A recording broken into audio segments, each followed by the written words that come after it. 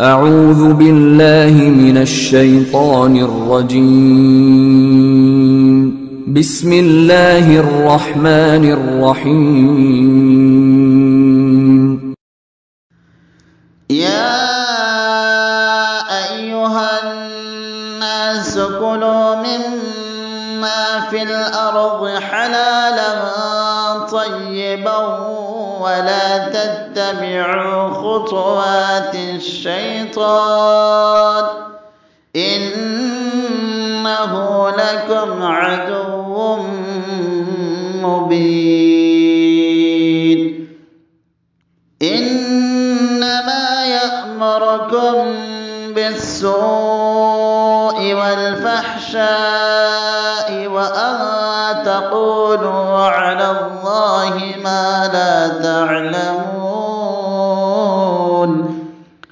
وإذا قيل لهم اتبعوا ما أنزل الله قالوا بل نتبع ما ألفينا عليه آباءنا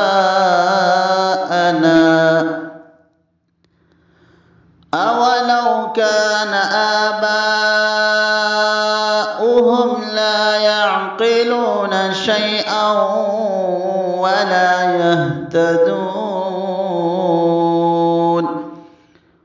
ومثل الذين كفروا كمثل الذي ينعق بما لا يسمع إلا دعاء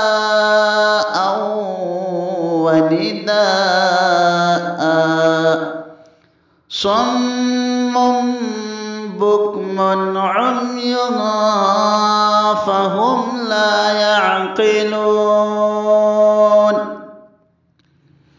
يا أيها الذين آمنوا كلوا من طيبات ما رزقناكم واشكروا لله إن كنتم إياه تعبدون. إنما حرم عليكم الميتة والدم ولحم الخنزير وما أهل به لغير الله فمن اضطر غير باغ ولا عاد فلا إثم عليه إن الله غفور رحيم. إن الذين يكتمون ما